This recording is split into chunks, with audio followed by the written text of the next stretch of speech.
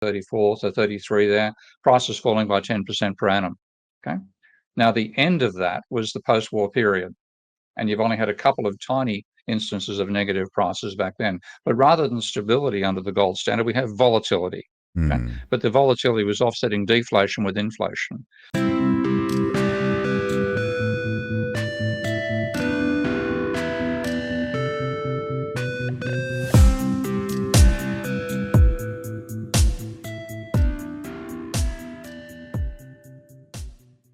Being a podcaster can be incredibly frustrating.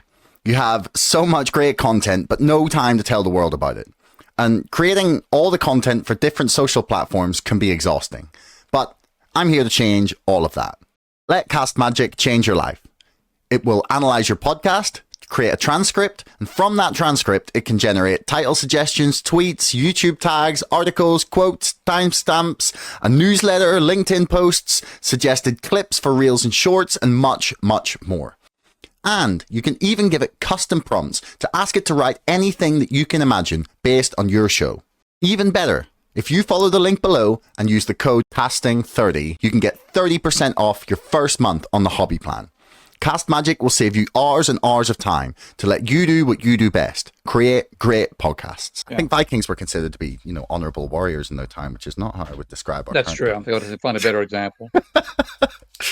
Anyway, so hello everyone. Welcome to another episode of Chatter. Today I am delighted to be joined by Professor Stephen Keen, Australian economist and author, post-Keynesian critique of neoclassical economics. You've described it as inconsistent, unscientific, and empirically unsupported.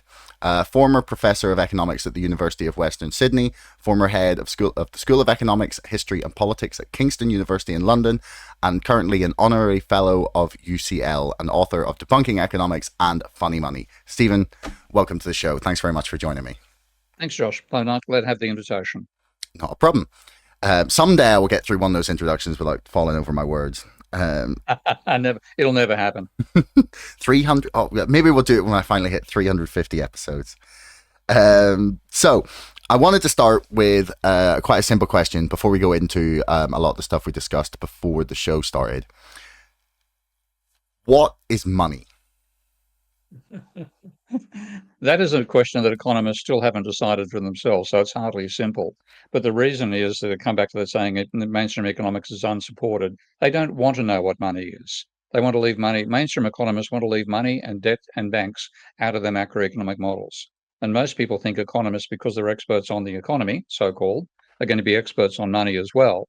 But what they don't realize is the particular school of thought that dominates it, which is called neoclassical economics, persuaded itself in its foundation that money doesn't matter. And therefore they have models of the macroeconomy that leave out money, leave out private debt, and leave out banks completely. And then they criticize people who say, well, we've got to include those in our model of capitalism. Because from my point of view, trying to model capitalism without banks and debt and money is like trying to model birds without wings. It's rather hard to explain how they fly, but that's what they end up doing. So money is left in this undefined sense. If you look at how most people think about money, they think about money like a commodity. Okay, you've got this cowrie shell, because you have this situation, which is the situation economists convince people of in their first year lectures, that before there was money, we just used barter. So I wanted your water bottle, so I'm going to trade you a couple of cups for your water bottle, and we had to work out an exchange rate. An exchange from their point of view is two people, two commodities, trying to work out a relative price. That's how they model capitalism. Money, on the other hand, is two people and one bank. One commodity, I want to buy your water bottle. I'm going to send you $3 through the banking system. The transfer of my $3 from my deposit account to your deposit account, you take as complete payment for the bottle and you send the bottle to me. So money in that sense is a promise. Because what we're doing is the bank promises to honor the $3 that I've got in my account, and I transfer their promise to me, from me to you. My deposit account goes down, your deposit account goes up. You accept that completely. So what we're actually basing our monetary system on is promises, and it is not at all in a practical sense. Money has occasionally been a physical commodity like gold or silver. But when you look at, say, when those periods where it's actually happened, so people would demand payment in gold rather than payment in the coin of the king. We're going back to feudal days in Europe and so on. The reason is, if you're a mercenary, you don't want to get paid in the coin of a guy who might die in the battle. So the times in which money and gold and silver were actually used as money was normally periods of massive breakdown, like the 30 Years' War or the 100 Years' War in Europe, which killed millions of people. And in that situation with mercenaries everywhere, the mercenaries demanded payment in gold and silver, and that for that period, effectively, you could use a commodity as money. But fundamentally, when you have a stable political system, and they've taken England from the 1600s on as a reasonable example of stability. Same political system, a few wars here and there, but nothing like the 100 Years' War. You accept the promises of the king for fiat money, and you're accepting the promises of the banking system for credit money. So money is a promise of a third party to honour a liability that they have towards an individual, and we accept the transfer of those liabilities from one person to another. So that's what bank accounts are fundamentally about, and cash money is just a physical form of that. So when you transfer a note, the note is transferring the state's liability from the owner, the person who's got the note, to the person they're buying something off. So money is a promise. It isn't, the only time it's been a commodity are times you wouldn't want it to be alive anyway. That's very fair. So do you think that the people who would call for currencies to be backed by something physical, do you consider that to be different or the same as money being like an actual commodity like gold? So it's like a commodity. It's the same story. People are fans of hard money. Okay, this is, you want money to maintain its value over time. That's often an obsession of people who are putting things like Bitcoin. Austrian economists think money should be a commodity, etc., etc. But if you look practically and historically, you go look at anthropological research and you look at historical research, money has fundamentally been a promise. And one of the craziest reasons why we don't realize this is the reason that the Palace of Westminster, where Parliament meets, when that was built? Oh yeah, actually, it's have a guess. What the current one? So my headphones got it. Try it again. Sorry. The current one. Well, yeah, 1600s maybe. Okay, you're wrong by 200 years. Really? The reason you're wrong is it burnt down. I think it was 1836. And the reason it burnt down was the English financial system used to use what we call tally sticks. And tally sticks are pieces of wood that, because wood's got a unique grain, each piece of wood is different. And so what people would agree to a contract, which the contract would be there'd be a buyer and a seller, or a borrower and a recipient of money in some form, and it would be recorded on a stick, where they'd cut notches in the stick to indicate the amount of money being talked about and the time before it was due, and then they'd cut the stick in two. And this is like pre cryptography, because when you put two pieces of wood together, no matter how similar you might be able to make the physical exterior shape, the grains are different. So as a way of making sure that one piece was the other. You can only destroy the tally stick when both parts were put back together again. And you'd pay your taxes using tally sticks, etc., etc. Now, there's no way in which that is a commodity. It's a piece of wood. Okay. No, absolutely no other use apart from recording a debt in a way that can't be forged and can't be denied. So that was the basis of a large part of transactions in the UK until the pound note was invented. Now, these tally sticks, as I said, were used for all sorts of transactions, but they're also used for paying taxes. So a lot of them are accumulated by the exchequer. And then you go over to paper notes. Okay, so there was a decision made to burn the tally sticks. So those seen as embarrassing relics of an ancient time, sticks of wood being used for transactions. How primitive is that? We're the world's leading empire. Let's burn them. And they burnt them in a furnace in the basement of Westminster Parliament. And it got out of control and it burnt the bloody building down. So all those records of tally sticks disappeared, and all we have that people normally look at are coins, which you can't destroy in a fire, notes which existed after the sort of 1700s, 1800s period. But the actual tally sticks were the main form, one of the main forms of recording transactions, and they literally burnt the house down to try to get rid of the evidence. I'm just googling this. I didn't know. This is amazing. It says the sticks were disposed of carelessly in the two furnaces under the House of Lords, which caused a chimney fire in the two flues that ran under the floor of the Lord's chamber and up through the walls. The resulting fire spread rapidly through the complex and developed into the largest conflagration in London between the Great Fire of London in 1666 and the Blitz. Wow, Yeah.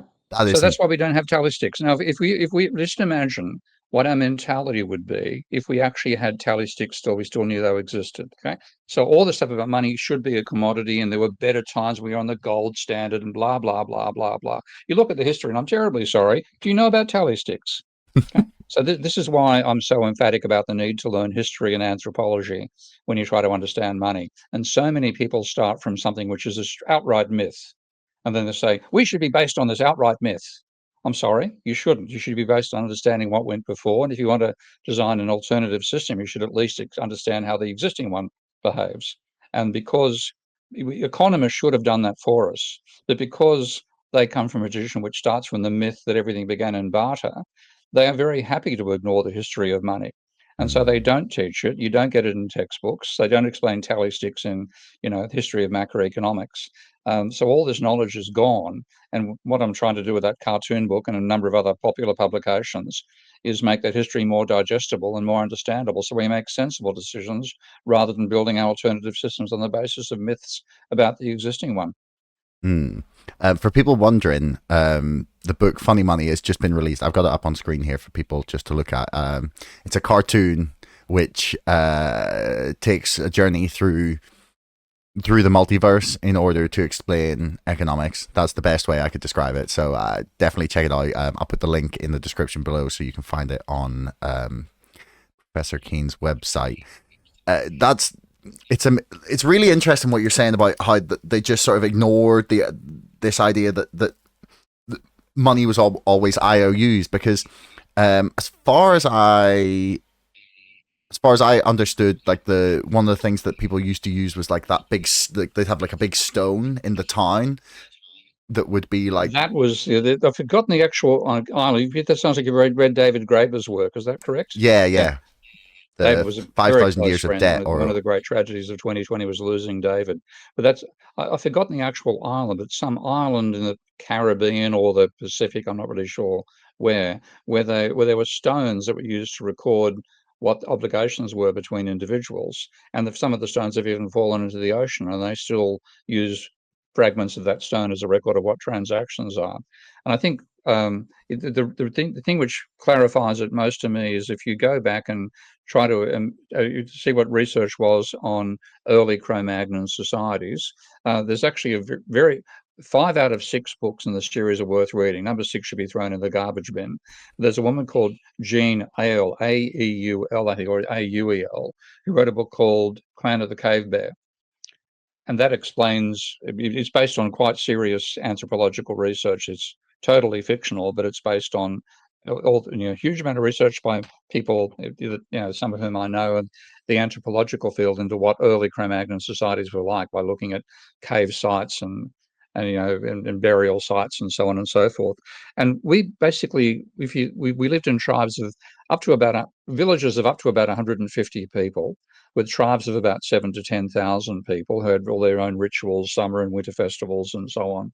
Um, and the way you got recognition, and we're an extremely social species, the way you got recognition was basically by doing favors for everybody else in the group. So you might be a good tool maker. You'd make the tools and distribute them, and you'd give them to people. But there was also an expectation that they would then give you something back. It wasn't barter. It was trust and mutual gifting. That was the basis of our civilizations. And you got your recognition about how much you contributed to that society, whatever you did, toolmaker, hunter. So everything was shared and shared on the basis of trust between individuals. And of course, that was quite easy to do 150 people. That's about as many as we can keep in our heads, not just what we think about each person, but what each other person thinks about others. If you want to throw a dinner party, you don't want to bring along two people who are going to destroy your wigwam because they can't stand each other for a dinner party. So about 150 is the limits of our brain power to do that. And that's entirely based on trust. Then when you started getting sedentary civilization, so we went from 150 in a village and 10,000 in a tribe to 100,000 people in a city, there was no way to keep record of that in your own brain. So these internal mutual obligations between individuals were recorded by what used to be the religious institutions. We're talking well before, JC and Muhammad and so on and so forth. So these will be animistic religions and all that sort of thing. The shamans would keep the records, and they became the priests. And so the temples became where the records were kept. And the temples, out of the temples evolved both what we call government and what we call banks. But they're still keeping track of these mutual obligations. And then what you're doing is, rather than, I trust you, I've given you a new spearhead, I trust that you're going to come back and say, here's some fish I caught with a spearhead, don't mention it type relationship, to where you then have the internal interpersonal debt relations being recorded by the religious authority, and we all trust the religious authority. Therefore, we transpose that trust we used to have individually to an institution, and then give us about 5,000 years, and we have Barclays. An institution definitely worthy of our trust, right? Yeah, I know. I've got my tongue firmly in my cheek as I said the last word.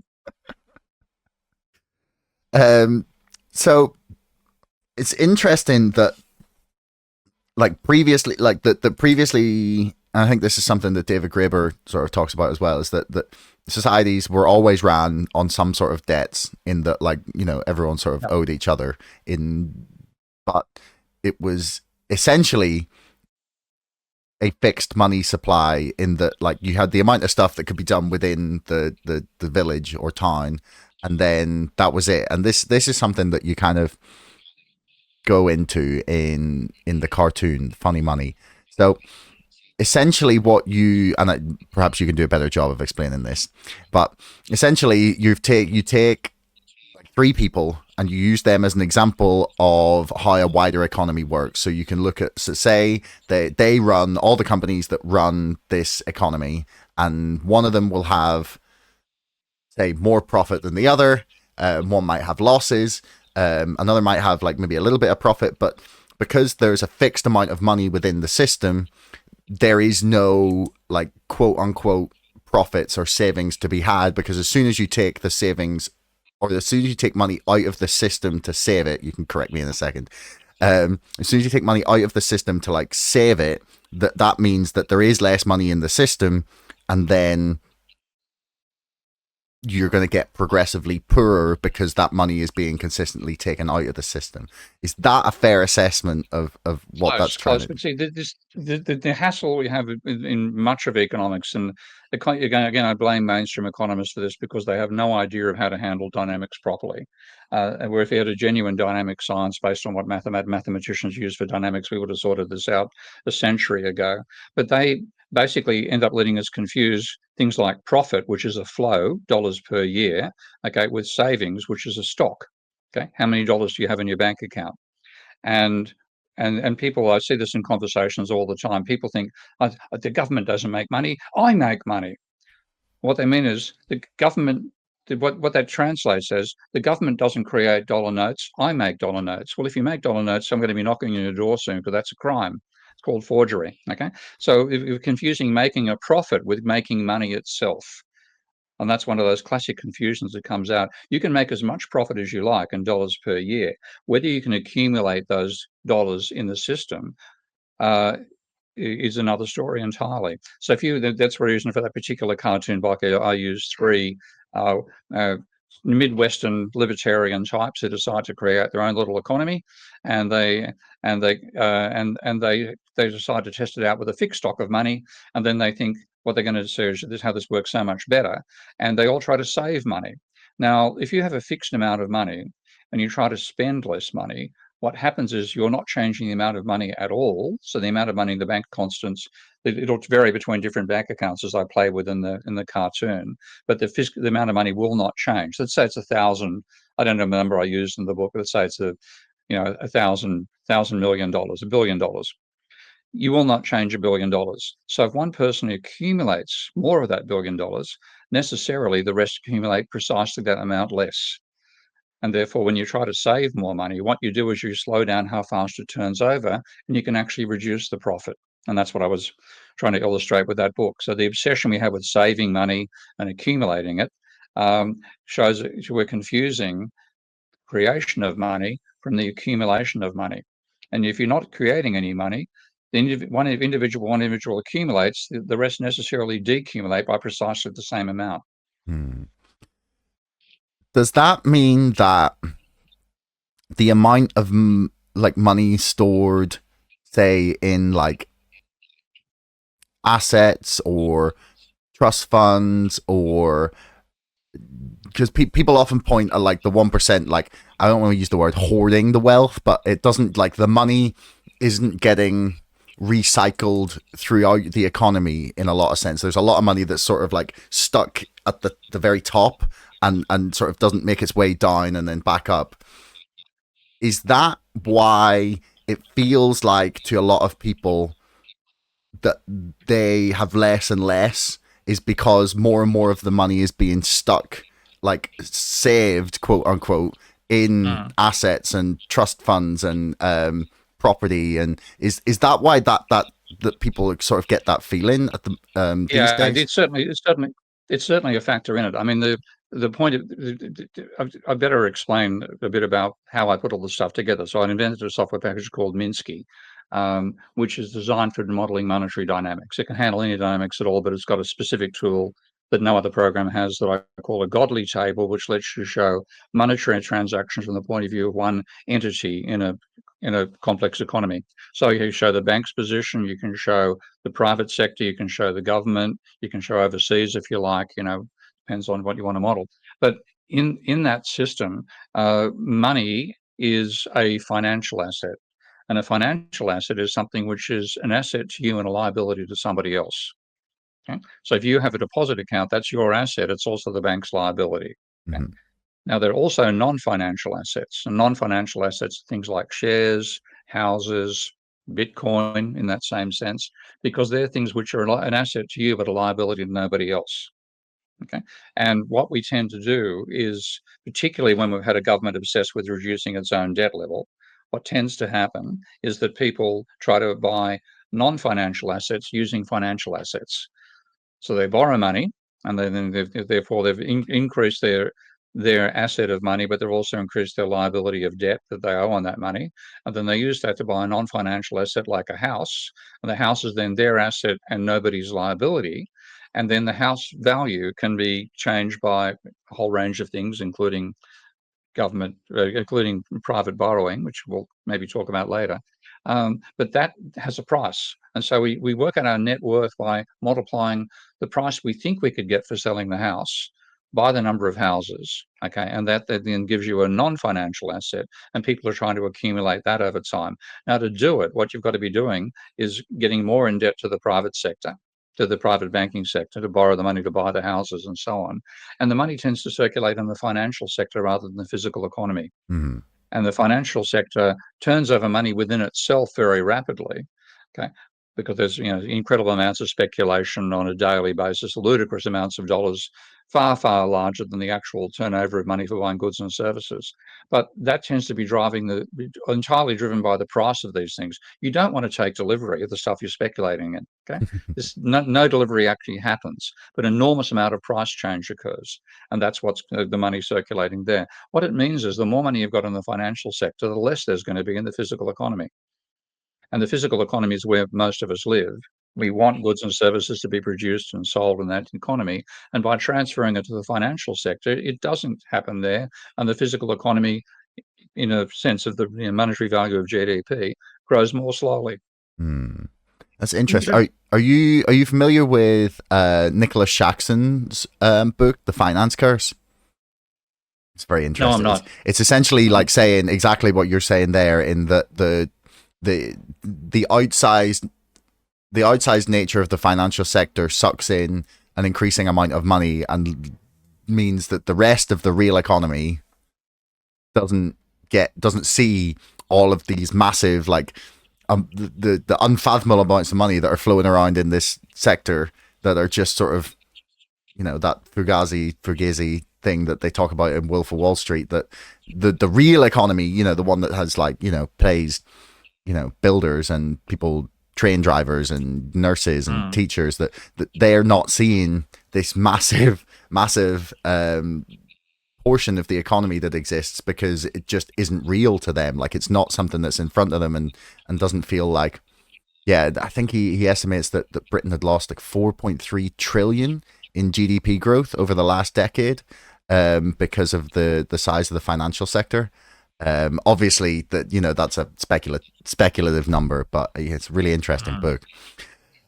Anyway, the next thing I wanted to ask about was, if we go back to this idea of the fixed money supply, there's part of me that I was trying to get my head around this idea that, like, okay, so there wouldn't be any, like, theoretically, in a closed system with a fixed money supply, there wouldn't be growth of, like, dollar value of, or Milton's value in within the system. But that doesn't mean that, I think I was trying to, like, get my head around, like, in my mind there's a difference between, like, value and the monetary, like, nature of it, in that, like, so if we were to have the Bitcoiners, like the Bitcoin maximalist dream, that there would be a fixed money supply, and sort of the value of the Bitcoin would continually increase forever, as, like, say, GDP, or, like, the value of all of the things that we created as a country grew, and therefore the Bitcoin, there would be the same number of Bitcoins but way more value, so that the you would be able to get way more stuff for the same amount of Bitcoin. Like, am I like going about No, thinking about this yeah, the wrong way? Like, you could no, have value increase of the economy without there being, like, a quote unquote monetary numerical value of that increasing. Is that right? that is exactly what people in Bitcoin believe, and it'll be interesting to see whether they manage to achieve their outcome. Because when you look at, again, looking at history and say, has an economy grown without an increase in its level of money?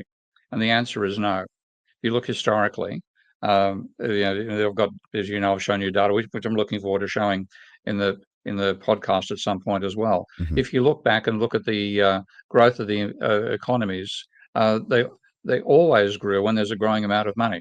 You very rarely had an economy growing with a shrinking amount of money. And in fact, a shrinking amount of money normally caused a economic crisis, a Great Depression of some description. So the standard thing has been, there's been an increasing amount of money and increasing real activity, and there's also been a bit of inflation. Okay? Now, what the Bitcoiners and the hard money people are saying, let's get rid of the inflation entirely. So a fixed price for everything, and a fixed money supply, and we're going to get economic growth out of it. That has yet to be achieved on the planet. So unless there's magical powers to Bitcoin and so on, I don't think they're going to achieve their objective. And one thing they should be definitely trying to avoid, if they do want to achieve that, is any form of debt. Because if you borrow money and the money itself increases in value over time, you've got, if you borrow a Bitcoin now and it's worth, say, $20,000, and you've got to repay it in 5 years' time and it's worth $60,000, you're not going to be able to do it. So there are real dilemmas with a hard money supply, and people are trying to maintain the value of something, with the value in the monetary sense there, without looking at it in the entire system it's operating in. And I'd be terrified if I saw banks lending Bitcoin, because if you had to pay back on the current value of Bitcoin was being maintained, then you're not talking interest rate of 5 or 10%. You're talking 50, 100% levels like that, and it'll be good night Josephine if people find themselves having to prepay that much money in debt terms. So you're talking about a system which would actually be ruling out debt. Now, I've got a lot of problems with debt. Okay, a lot of problems about how we've used it and how we let banks create too much of it. But that is in the order of magnitude different experiment that I would not like to be part of. Hmm. That's a really, really interesting thing that I have heard zero Bitcoiners ever mention about the about debt. That is like, wow. Yeah. I You're not hadn't going to want thought to of it lend in a that Bitcoin and sense. get Yeah, less yeah, than a yeah. Bitcoin back. Okay. So, I mean, you might well say, lend a Bitcoin, pay me back a Bitcoin, um, and rely on the appreciation. But why should you not hang on to it yourself and let it appreciate in your own pocket? So if you want to lend it, you're going to want to get a higher rate of return than you get from the Bitcoin's own appreciation. Now, how's it going to happen? And then you suddenly your bits, the physical things you're selling have got to be increasing in value at the same time. You get caught in a few knots there, and I just don't think any of this has been thought through, because again, people are starting from a set of myths about money to begin with, rather than a realistic understanding of what it was in the past and what it is now. Wait, so you're telling me an internet-driven hype trade might not have all the facts right? Oh, there's a slim possibility. uh, I mean, I still find it to be a fascinating idea, and I am invested in the hype train because whilst I'm not 100% sure about like the actual physical realities, the idea is like I believe in the hype train to continue to drive it upwards for now. Um, anyway, and I kind of still I also have a sort of a vague thought that it's a good place to at least put some money as some sort of inflation offset. But I mean, it hasn't really It's proven often to. what people are doing. They're Yeah, buying a physical asset, a non-financial asset, and hoping that'll maintain them. Like hope the non-financial asset will grow faster than the general price index, so they come out ahead. yeah. Well, I mean, it hasn't proven that way over the last 2 years, but over the last 5 to 10, it has. So I think it sort of depends on your time scale as to how accurate that is or Mm. might be in the future. But I wanted to ask about inflation because we sort of like sketched around it a little bit. I want to start with this idea. So in a fixed money supply, like you said, we ideally for like ideal conditions for economic growth, you want at least a tiny bit of inflation or a tiny bit of like money creation in order to Yeah, yeah. yeah, The money creation. If you, I mean, the if is whether you want a growing economy indefinitely. There are ecological issues there, which we may or may not get into in this discussion. But if you don't have any environmental constraints on economic growth, and you want economic growth, then historically you get that when you've got growth in the money supply, and often when you've got a bit of inflation occurring as well.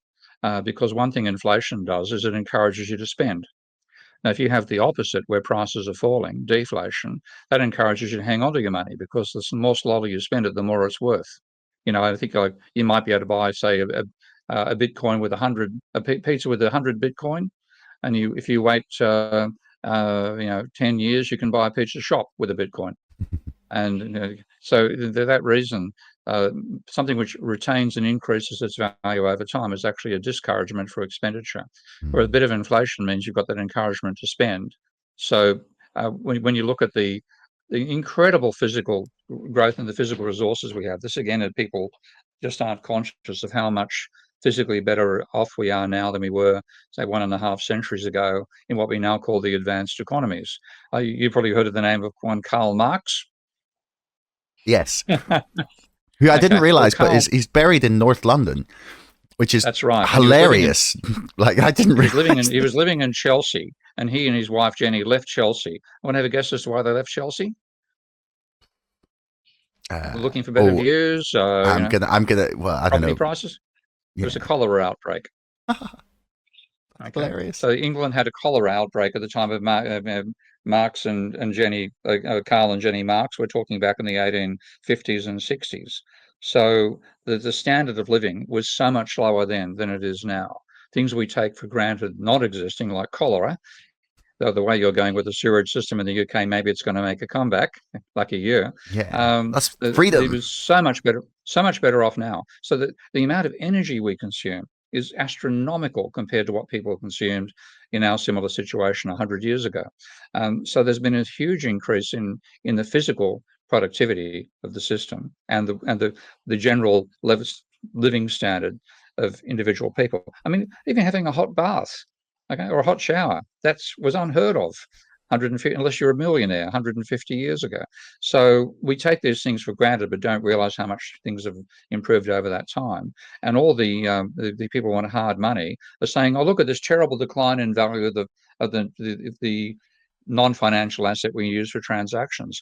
I'd say, look at the the financial asset used for transactions. Look at the increase in the non-financial assets we all have: houses, cars, computers, transport systems, airplanes, etc., etc. All this stuff occurred during that period. So if you're putting it down, put it down properly. Look at what the achievements were at the same time and ask yourself, do you think your monetary system can achieve the same? Hmm. Yeah, I believe it's. I'm not sure. You're familiar with the TV show Peep Show? I'm not sure if you've No, come I'm not across much of a that. TV watcher, I'm afraid. Never was. Well, there's Actually, I was as a 12-year-old, but I grew up. there's one line that always reminds me. It's just like it's one the most dry like character, possibly one of the driest characters in history, and like he's sitting around with a bunch of people who've been taking E's all night, and he whips open the curtains. Is like, it's only because of the miracle of consumer capitalism that you're not sitting around in your own shit. Which, yeah, because they're talking about all the systems that keep them down and oppress them, and he's like, mate, were way worse. They were. But the hard money idea, people talk about things were better when we had money backed by gold and the gold standard, and one of the things they point at is the fact that we have this massive inflation and the decrease in the buying power of the dollar, especially since 1971. So before we started, we talked a little bit about how connected the current level of inflation is to the increase in the money supply, and I'd sort of expressed my dissatisfaction with economists who just said we could print money indefinitely and it wouldn't matter. And it seemed to me, at least, like a lot of the inflation that we are now seeing has been caused by a huge expansion in the money supply. But even since 2008, when we began like that period of quantitative easing in the post crash world, the credit crunch as we called it here. And there's a few misconceptions that I think I've had about this that you were going to correct me on. So would you like to explain what has been driving inflation over the past, 10 to 400 years, and show us how connected it actually is to the increase in the money supply? Well, let's do the share screen now. Can you do that okay with the podcast? Yep. Yeah, okay, yeah. I was going to go and share my screen here, get the right one. I hope it's chosen screen one. Let's see. Yep. Right. Okay. So that's the inflation in the UK from 1945, basically the end of the Second World War forward. And what you notice about it, the highest rate of inflation was up here at about 22%, 23% back in the Maggie Thatcher period, actually in the late 60s, early 70s. Okay. Now that people think, well, that's inflation that's been caused by going off the gold standard. Notice I've got this. You can see that what's called a slide, a caliper here. This is a new software package, by the way, that I'm actually releasing next week for commercial use. So that's 1949. Let's drag it back to. Let's go back to how far did I go? 1661. Okay. Now, what you don't see is moderate inflation beforehand. What you see is massive inflation and massive deflation. Okay. So what we had on the gold standard was not stable prices. It was prices with both inflation and deflation, but massive levels of deflation at various times. This is prices falling by 25% per annum. This is prices increasing by 35% per annum. So people think this has all been inflation. That's all caused by government money printing, and we should be back on the gold standard. This is the gold standard. I don't think that's a gold standard. I think that's a pretty shitty standard. Okay. So periods of massive deflation, which people are cutting prices because there's a panic on.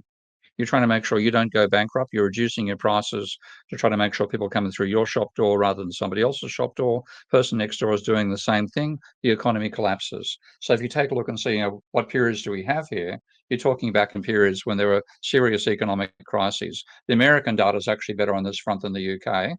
Let's go take a look at the United States data.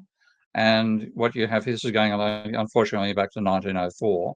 Don't have data going quite so far back, but you've got massive deflation. This is the Great Depression. Sorry, the Great Depression turning up here. We're about, sorry, 34, so 33 there. Prices falling by 10% per annum. Okay. Now, the end of that was the post-war period, and you've only had a couple of tiny instances of negative prices back then. But rather than stability under the gold standard, we have volatility. Okay? Mm. But the volatility was offsetting deflation with inflation. So people think, oh, gold standard, back to stable prices. I'm sorry, that's not the future. That's not the past that our future had. Yeah. So Let's it's go back to the basically UK. it's what we're looking at when we say the gold standard, like whenever we see these big massive graphs of like, you know, the value of the dollar, and it's like dun, dun, dun, dun, dun, dun, dun, dun, and then it, like, you know, tails off. Essentially Yeah, what we're looking at is that might look like a very smooth average, but it'd be like if I was, you know, weaving down a motorway from like one lane to the other, like maybe across into the other one and exactly. back in, and you go, well, you know, you know, The average is the straight ahead. average was straight Yeah. ahead. Yeah, exactly. uh, Very. So this is why I emphasize you've got to know the data. You've got to be able to look at it. And this is why I've designed this particular software package. It's just an illustration of what it can do. mm. But it just shows, you know, sorry, if you think that's your gold standard, I want a different metal. One thing I would say is that one of the things I remember seeing from people. Sorry, I just missed that bit. One of the things I remember seeing from people when they've been talking about this, about the rate of inflation that we've been seeing over the past, especially the last few years, is people have argued that the way in which they calculate the rate of inflation has been disingenuous, shall we say, in that they Yep. have like they've changed the weighting of certain products. They've put things in that maybe don't have such volatile prices, and that whilst, okay, the headline inflation rate for, say, Britain or the US has been maybe 7-8% over sort of 2022, 2023. And whereas people have said the real inflation rate is like 20-30% because of if you're counting just, say, like petrol, heating, just food, like basics that people are buying. Like, what do you say to those arguments that would suggest that the headline inflation rate is an underestimation of what people have experienced in real life? Okay. A few things. Let's first of all say that when this stuff was put together by statisticians are genuine professionals, and they're trying to get the best accurate measure they can. Okay. Mm, So generally speaking, and it's quite complicated to work out from all the various price changes that occur for the, hundreds of thousands of commodities that exist in an advanced capitalist economy. What is the average? Okay, it's quite complicated to do that. I think there's two types of indices in the generic sense that are used to do that. I think Laplace and Pash indexes are the two names. But statisticians are trying pretty carefully to try to get the best possible measure, and it does also involve what they call hedonic changes. So there can be changes in changes in tastes become part of it as well. If you go back 50 years, you didn't have to include people's purchases of mobile phones in their expenditure. They didn't exist. Okay, so you've got to have continuously be updating the parcels and change and so on. So I'm fairly okay with how statisticians have done that sort of thing. There's two areas where I'm critical, and one is what they call the hedonic price indices. So if you look at the power of computers, I mean, the computer I've got here has a 1 terabyte SSD drive in it. Okay, now, and it cost me, I think, about 3,000 quid to buy it. I purchased a computer way back in the 1980s for 12,000 Australian dollars, which was when it was roughly the same one for one.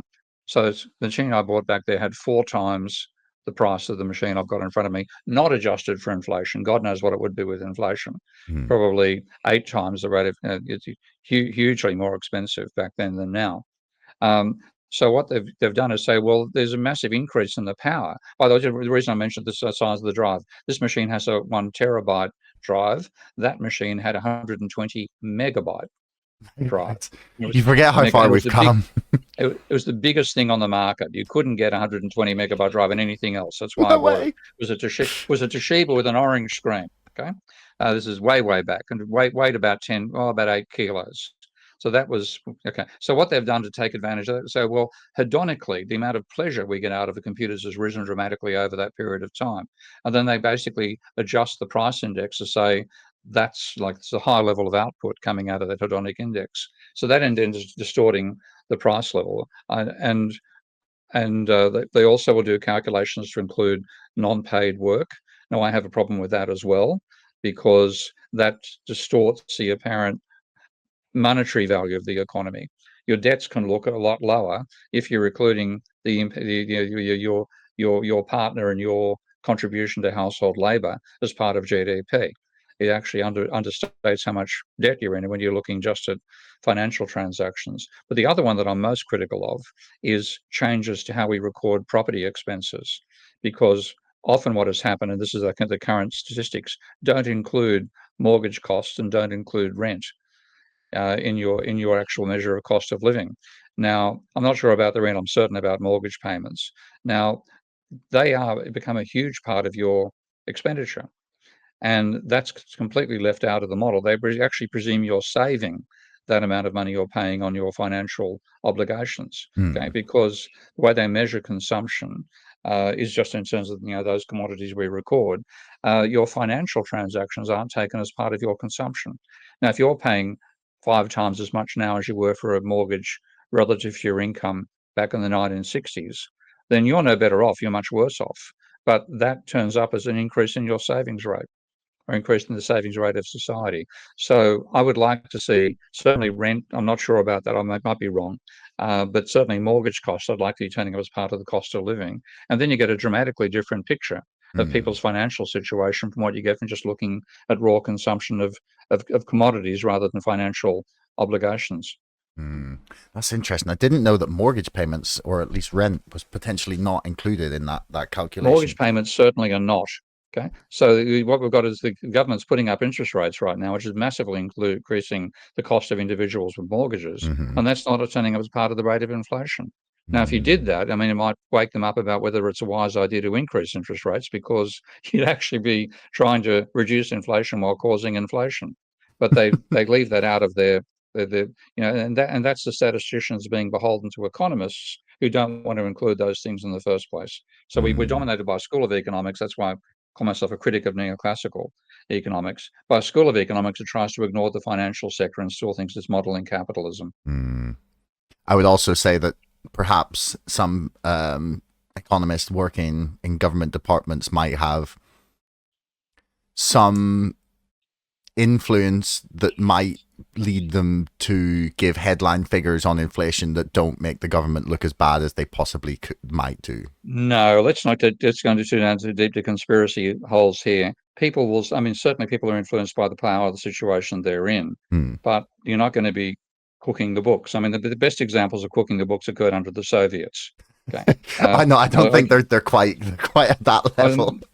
my favorite. I mean, I decided to read up on Stalin when I was a student. I thought everybody's criticizing Stalin. I better at least know what he wrote. So I read a book by Stalin called Problems of Communism, and it was, generally speaking, like reading through the whole thing, it was quite reasonably detailed, looking at production limitations, bottlenecks, blah blah blah. And I thought, okay, it sounds pretty reasonable so far.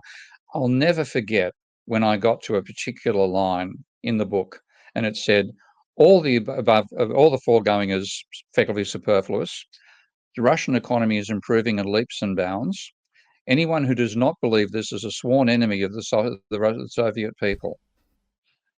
Holy fuck! Imagine reading that as a statistician, and you're about to report a failure of the grain crop in Donbass, whatever else. What do? You cook the figures. There's been an increase in grain. That's why we had one of the reasons we had famines under the Soviets. So yes, the power system then, if you knew you were going to be one of Stalin's guests at Stalin's gulag, you would definitely cook the numbers to avoid that fate.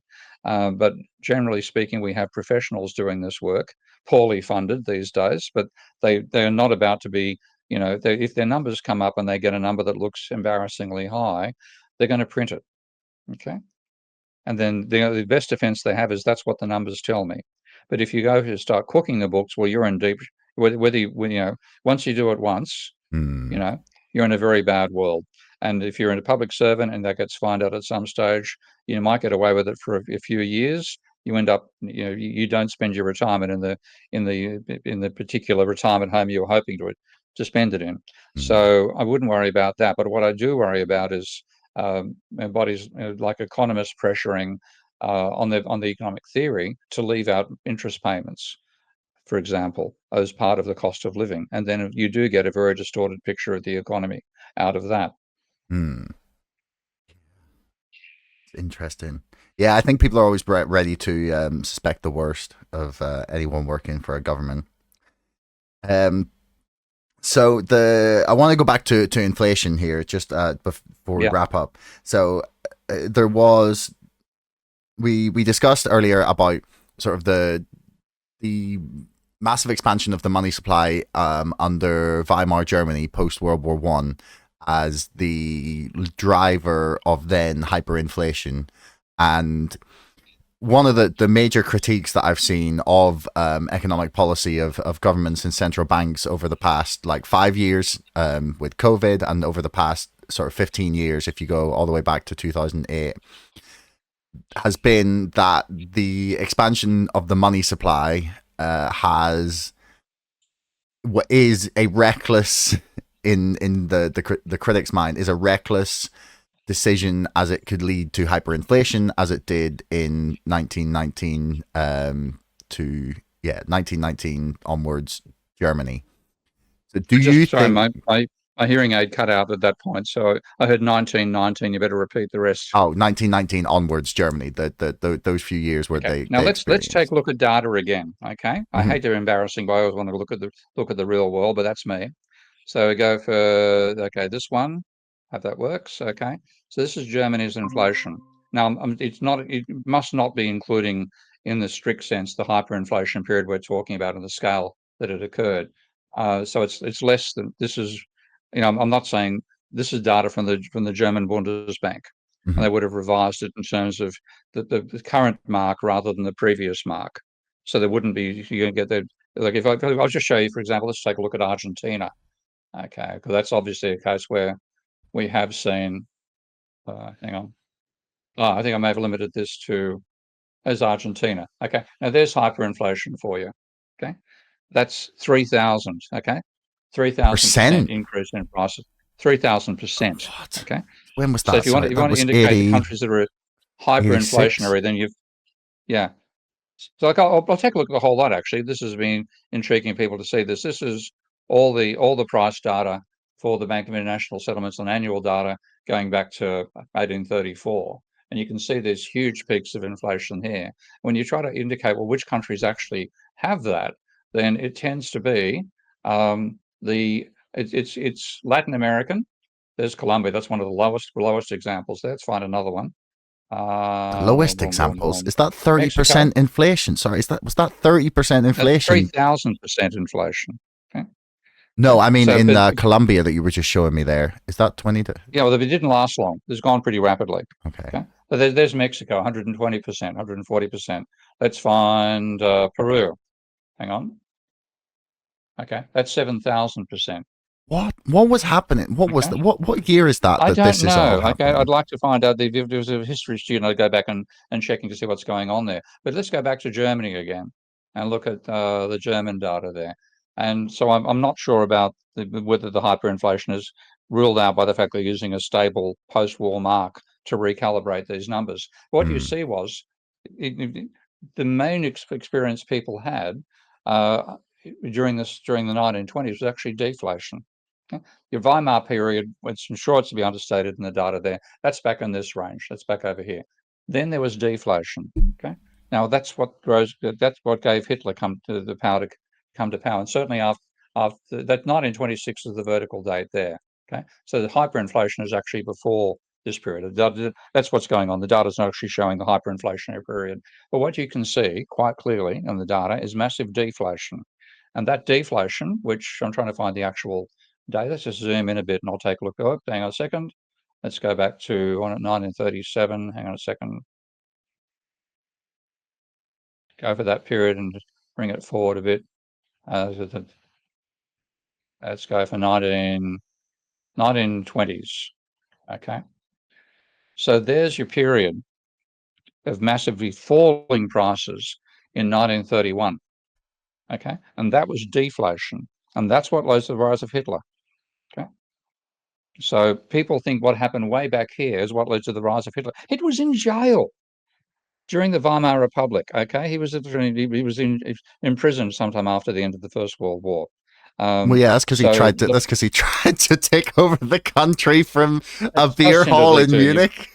you end up in jail on that basis, yeah. But what it shows is what led to Hitler, because Hitler, what he came over with 32, 33, was deflation, not inflation. Yeah. So again, this is Weimar Nazis. No, deflation Nazis. Mm. That's what we do again, and this is why I'm so angry at my profession in general for not getting people to actually look at the data properly, but also the whole discussion the simplified level people have. Hyperinflation leads to the Nazis. No, hyperinflation led to a period of deflation, which led to the Nazis. And the deflation was people following conventional economic advice about how to recover from a downturn, which of course made the downturn far worse. Yeah. Well, I fear, and maybe we can finish on this, that we may be looking at, because so we've got 6 weeks to the UK election. Yeah. Or even less now, actually. So it's 5 weeks probably now. 1, 2, well, it's going to be 4. So 1, 2, 3, 4, 5 weeks, 5.5 weeks. Mm. It doesn't feel to me like either of the parties are planning to address our current economic system in a way that you would find to be preferable, shall we say. Is there... Actually, I love George Galloway's expression on this front. He said, "Tories and Labor are two cheeks of the same bum." It's an absolutely wonderful expression, typical George. And they're both following the same playbook. And if you go back and see why has this happened, because Labor Party used to be politically different to the Tories, but Maggie Thatcher's chief advisor at one stage, Lord Hasseltine, I think it was asked, are you going to be happy when there's a Conservative Party in power? And he said, no, I'll be happy when there are two Conservative parties vying for power. That's what we've got. So they both swallowed the conventional economic textbook. They both think the government spending should be limited, that the government should not run deficits, etc., etc. When I look at the monetary system, I don't cover that in that particular funny money book, but I do intend covering it in others, and I've got it in my written books as opposed to cartoon books. That's the government creates money by spending more than it gets back in taxation, and that's fiat money. We live in a mixed fiat credit money world. So if the government's not creating money by running a deficit, it's only the credit system that can do it. And that's when you get involved in borrowing money for speculative bubbles with booms and crashes like the Great Depression, and for that matter, the global financial crisis back in 2007. So you need a sustained level of government money creation for a growing mixed fiat credit money economy. And rather than the zero being the baseline, it should be something like about the rate of economic growth that you desire in terms of nominal growth divided by the rate of turnover of money, and that means 3 or 4% per annum should be your target, rather than being the ceiling as the Maastricht Treaty makes 3%. Your target should be something at the order of 4%, or because that level will mean your monetary system is growing in step with your physical system. Now, if you try to restrict the growth of the money system, you will find it hits the physical system as well, because people will find they haven't got the cash flow they expected and needed to cover their debts. So they're going to reduce their prices, which is going to cause deflation, et cetera, or they won't be able to actually do the investment they'd like to do because they can't get the money. They can't get it out of cash flow. So all this stuff actually ends up causing capitalism to grow less rapidly than it would do without economists getting in the bloody way and telling politicians what to do. And if you take a look at the period before the neoliberal takeover, which is about 1975, we were told this is going to lead to a more successful economy in terms of increased rate of economic growth. When you look at it globally, the rate of economic growth since 1955, since 1975, is about half what it was before 1955. So it's been a failure on its own terms. Yeah, I And mean, both our parties are promising that, you're going to get one version or the other of the wrong idea. quite despairing. I have this weird hope that maybe something will upset the two-party status quo in this election, but I feel like once again we're too far from crisis to affect the necessary change, and that means that I feel like we have to go through more pain in order to realize that we're wrong, and I don't want to go through that pain, but it's gonna yeah, we either have to face short-term pain now or long-term pain, which will probably be worse, but we'll keep Yeah, I pushing. mean, I've got a feeling global warming is going to upset every apple cart on the planet on that front long before we get to any of the economic crisis in its own right. Hmm. But yeah, we've got, as you say, people tend to learn through crises. And if you look at the Great Depression, the lesson that was learned, and you can find this in the early economic and bureaucratic papers in this post-World War period, you have to desperately avoid deflation, and you have to avoid um, massive levels of unemployment. Those were the two most important things that came out of the 1920s to 1940s experience, including the Great Depression and the Second World War. Those lessons have been totally lost. We've actually gone in the reverse direction now. I think we've got to keep the rate of inflation down, and who cares about the unemployment? Well, that's what led to Hitler. Well, on that lovely and positive note, hopefully we don't get a new Hitler. That would be nice. I think is a nice message to end on. But Professor, I really, really want to thank you for your time. I've learned a lot. And would love to have you back on in the future because I have so many more questions about our monetary system. But for now, is there anything you want to point people towards? I'll put links for all your Well, yeah, stuff. and it's just like Josh, I've thoroughly enjoyed talking. It's been a lot of fun, so happy to come back on the show again.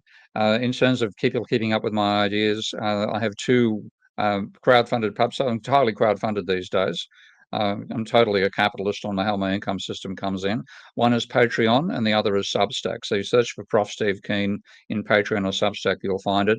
I put all my material up there for free, almost exclusively, because I want to get alternative ideas out there. But of course, I could do with financial support. So if you can afford $1 a month or $10 a year, go through Patreon. If you can afford $5 a month or 60 a year, go through Substack.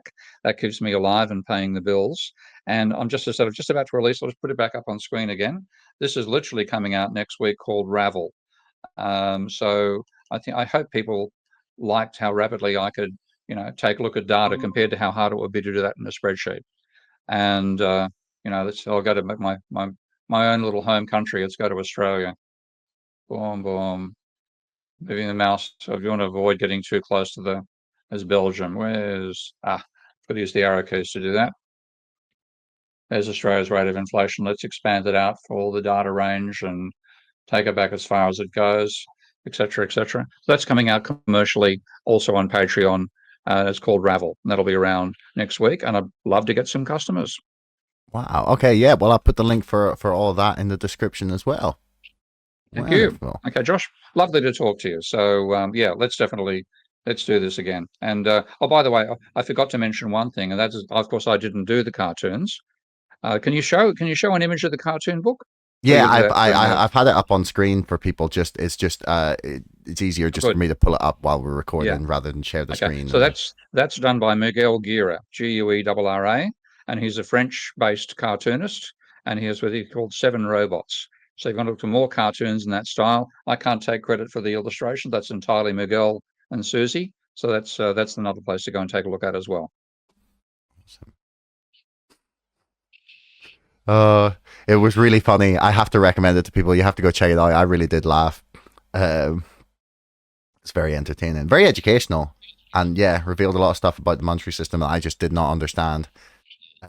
So yeah, brilliant. Links for everything in the description below. Thank you very much, Stephen. One more link. SteveKeenFree.com is where you got the cartoon from. What that's actually being done is to entice people to come onto an online set of courses that I give. I find some of the marketing makes me cringe, I've got to say, okay? But the actual final sets of lectures, I'm thoroughly enjoying giving them, and so are the audience. So if you go through the SteveKeenFree.com, it's trying to get you to sign up to my courses. I can recommend them, and so can the students. Well, based on this, I'm sure they're very educational. So, Good. yeah, I'll put the link for that as well. Brilliant. Okay, thanks, Josh. No Yeah. problem. Thank you. Thanks for making it right the way to the end of the podcast. I love that you tuned in this long. Do me a favor, hit subscribe, because 80% of you bastards are not subscribing, but you're watching my videos. See you next time.